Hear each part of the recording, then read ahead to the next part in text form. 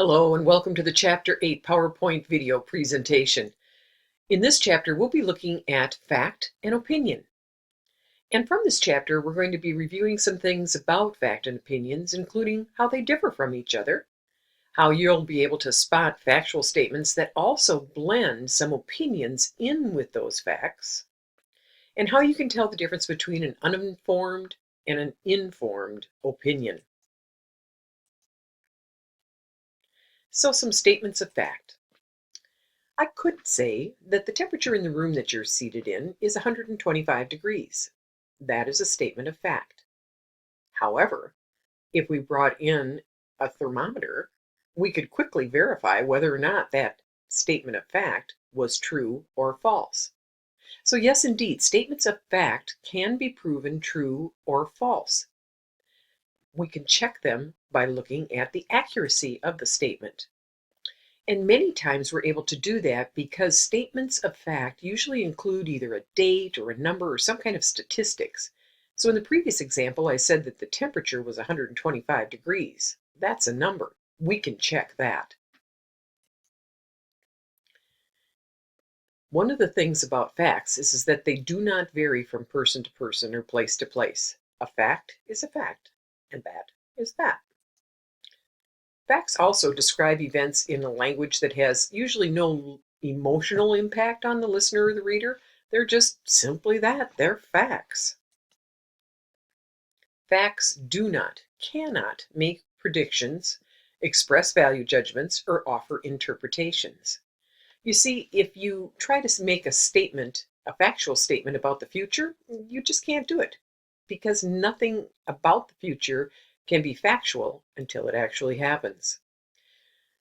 Facts aren't subject to change, except sometimes when there's new technology or new information or new research that's been developed that goes to fly in the face of what was formerly a fact, and it alters that fact, and it updates the information. So let's take a look at the following statements. And we are on slide number 3, it appears. Rapper Eminem said in an interview on 60 Minutes that he only uses profanity in his music, but never at home. Well, that wouldn't be too hard to verify. We could do a Google search. We could look up 60 Minutes and Eminem interview, and we could probably track down whether indeed he said that statement.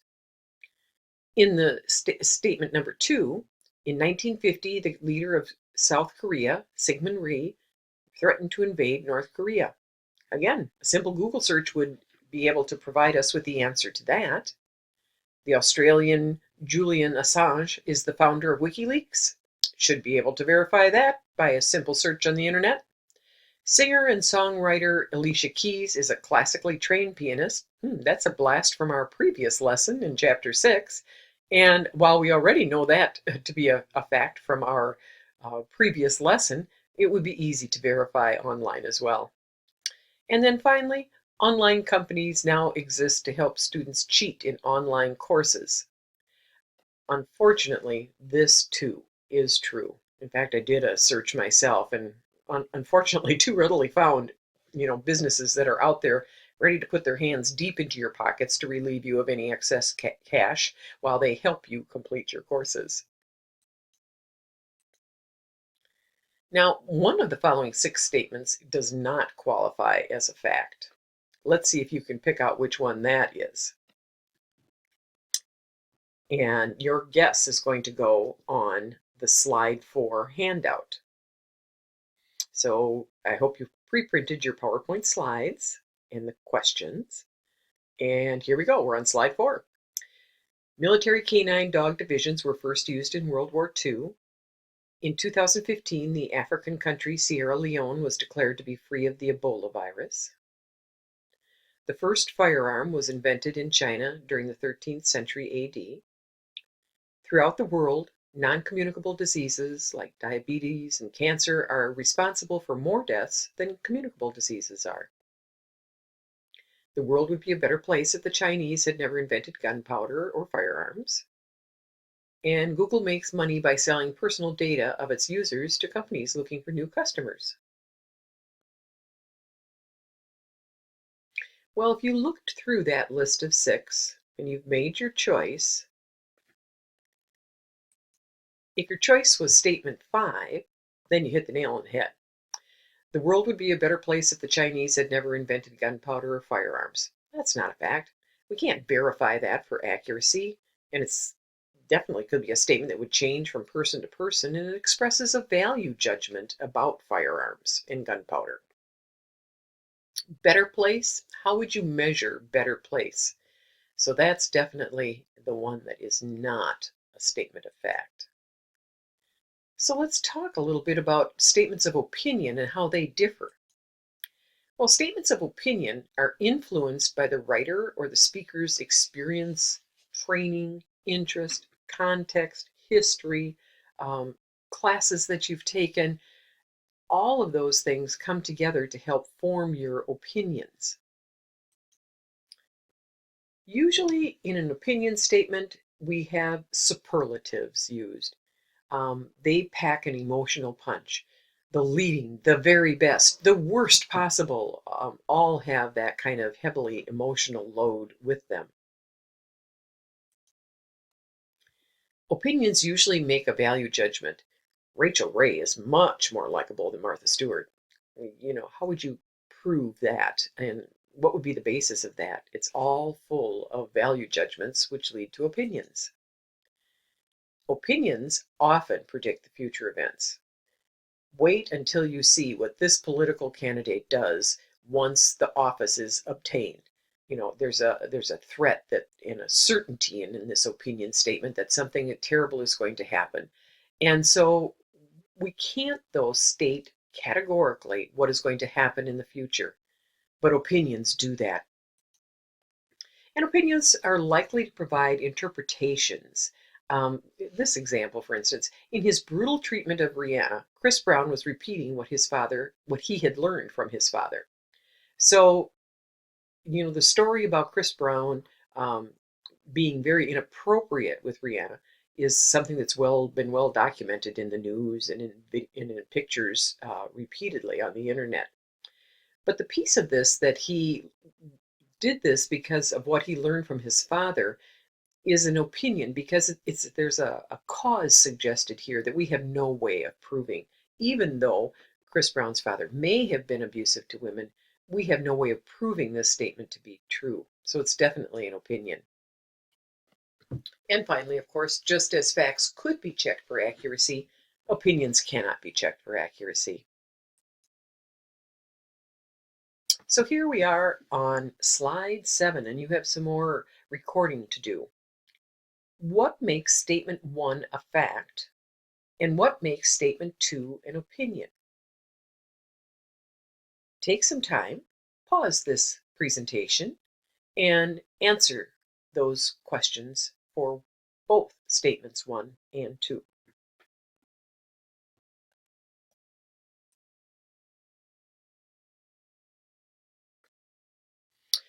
Well, if you mentioned in your answer that in 2010, there's a specific date there that we could verify. We could look up, the facts about 50 days, about, boys being lost on the ocean for that many days. We could probably track that down and verify the statement. In sentence 2, though, we've got a statement again that God was watching out for the 3 boys. Now, many people may well believe this to be true, but again, there's no way that we have of verifying that. So that makes that an opinion. What makes both of these statements facts rather than opinions? This is part 1 of slide 8. So why are these both factual statements? That's part 1. Record your answer now.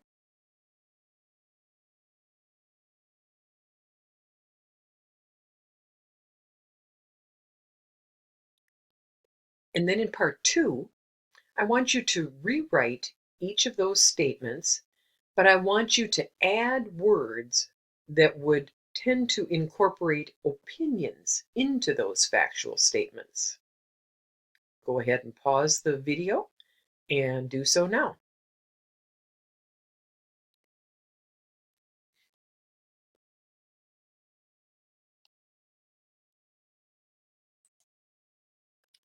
Well, here's two possible ways that we could make these factual statements become opinions. Jamsetta Hawkins, born January 25th, 1938, went on to become Etta James, the greatest blues singer of all time. Well, when we added the word greatest to blues singer of all time, we made a value judgment. Somebody else might think of a different singer as being the greatest blues singer of all time. And so then we introduced some opinion into this factual statement. And then when we have Beyonce Knowles played Etta James in the Cadillac Records, she proved once and for all that she could act as well as sing. Again, we've got a lot of facts here. We can check out whether Beyonce Knowles was playing Etta James in this movie called Cadillac Records. But then we get to the fact that once and for all, she could act as well as sing, and proved in what way? So we've introduced opinion into that factual statement. So when you blend fact and opinion, there are a few things that you need to keep in mind. Writers don't necessarily keep facts and opinions in separate sentences. It's not like they write a fact in one sentence and then follow it up with their opinion in the next sentence. Many times they appear within the same sentence. And so these two are often blended together. So in this following sentence, where does the fact leave off and the opinion begin?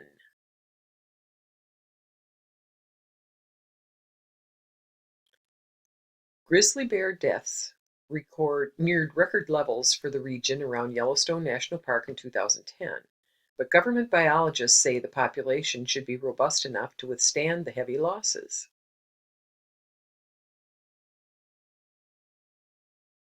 So if you highlighted the fact that the change occurred when it said government biologists said the population should be robust enough.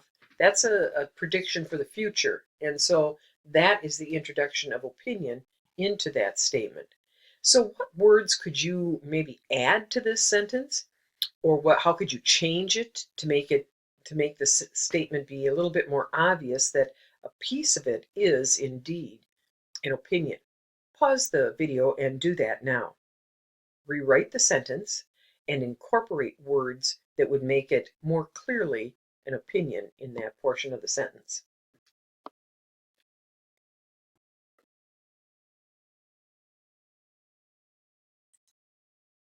Well, here's an example of how you might do that. Only added two words, but it really helps to punch up the fact that this portion of the statement is an opinion. Many government biologists. Well, when we see the word many, we know that it's not all. So that leads toward an opinion. And believe, not, can verify. So again, that the word believe leads us to think that there's a piece of an opinion occurring there. So now, in the following statements that I'm going to put up here, what words are, evaluate the person, organization, or the action discussed? So there are, I believe, four. So what I want you to do is in each of these statements, which we are now on slide 12, I want you to highlight which words in each one of these statements are examples of words that lead us toward an opinion. Pause the video and do that highlighting right now.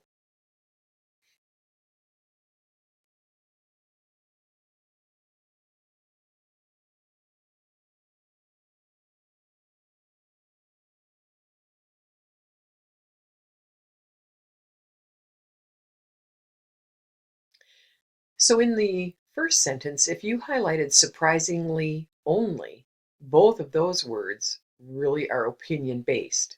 Think how different the statement would read if it just simply started with 5% of the students attending charter schools. That would make it a factual statement. It might not be true, but we could verify it. In sentence two, understandably, again, makes that, lean toward an opinion. And in sentence three, out of necessity, again, that becomes your opinion piece. In sentence four, we have quite a bit going on. We have fabulous, describing the movie, and of course, that's an opinion statement. Um, we have badly distorted when it describes Lyndon Baines Johnson's attitude. And then we have slow to act. And then we have Johnson's was not in the last. So all of those tend to make that a very heavily opinion laden statement. Now, in each of the following statements, um, identify whether the statement is purely a fact, purely an opinion, or a mixture of both.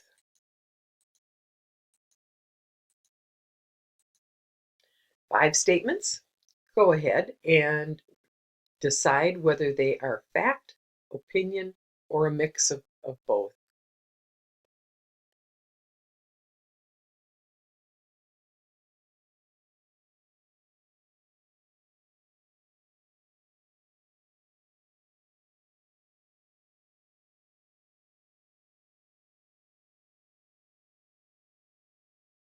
If you need more time, please pause the video at this point.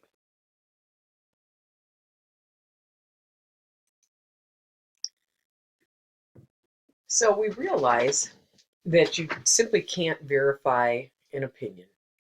If someone says, well, the Apple iPhone is far better than, an Android, you can't prove that. You might try, and maybe you have tried, but it's just simply not something that can be proved.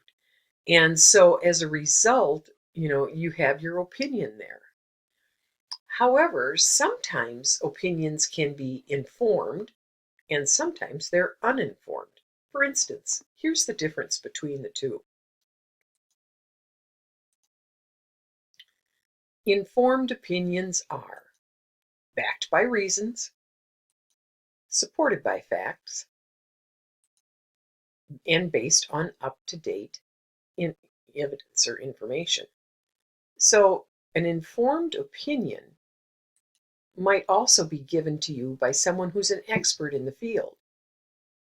So, even though there are times when it may appear that a medical person is giving you an opinion, that's usually because we respect it because they know what they're talking about.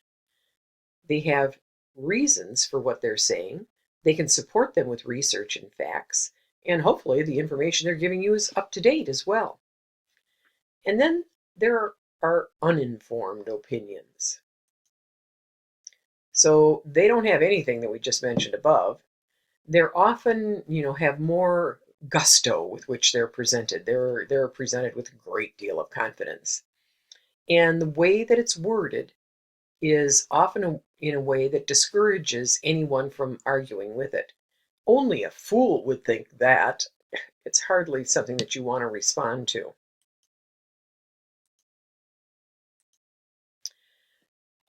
Other uninformed opinions try to use that bandwagon approach. Everybody knows that, and that is to shut down any further argument. And uninformed opinions are supported by people who don't have any special expertise on the topic or in the field that's being discussed. My great Aunt Martha's third cousin, twice removed, says that, well, there's no expertise that's being expressed there other than by a genetic bond.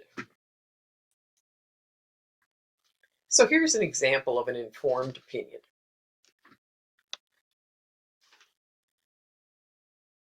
So can you tell me, after you read this paragraph, what makes it an informed opinion? And we are now on slide 16. If you think you have become muddled and soft-headed as you age, think again. As we grow older, the two sides of the brain become more connected, allowing us to recognize patterns more easily and draw more original conclusions about the world around us.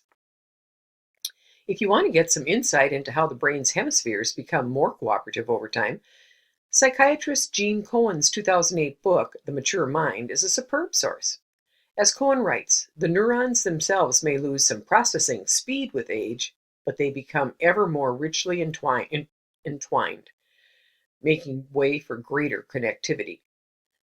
The greater connections between the neurons may be one reason why the ability to synthesize information improves over time. another age-related improvement that Cohen documents at length with numerous scientific studies. So what's making this an informed opinion? Jot your answers down. Pause the video if you need a little time.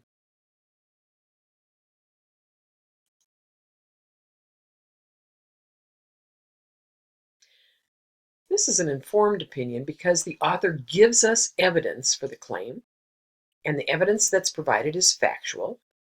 We've got a well-respected, informed source. We've got a psychiatrist who'd have knowledge about this information from the field of study.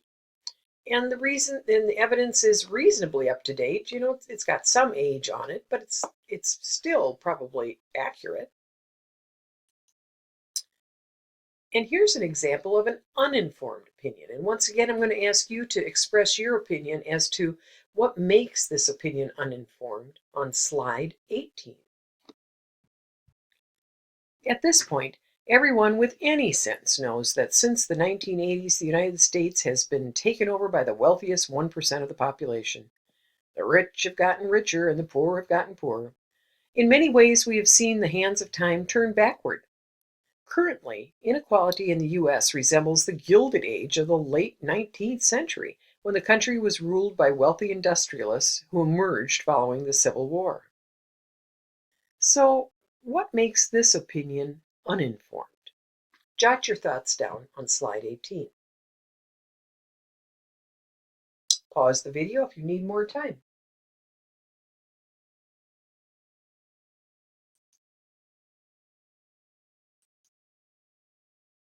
Well, one of the reasons that paragraph is uninformed is because the statement is about the wealthiest members of the country taking control of the U.S. It doesn't have any backup.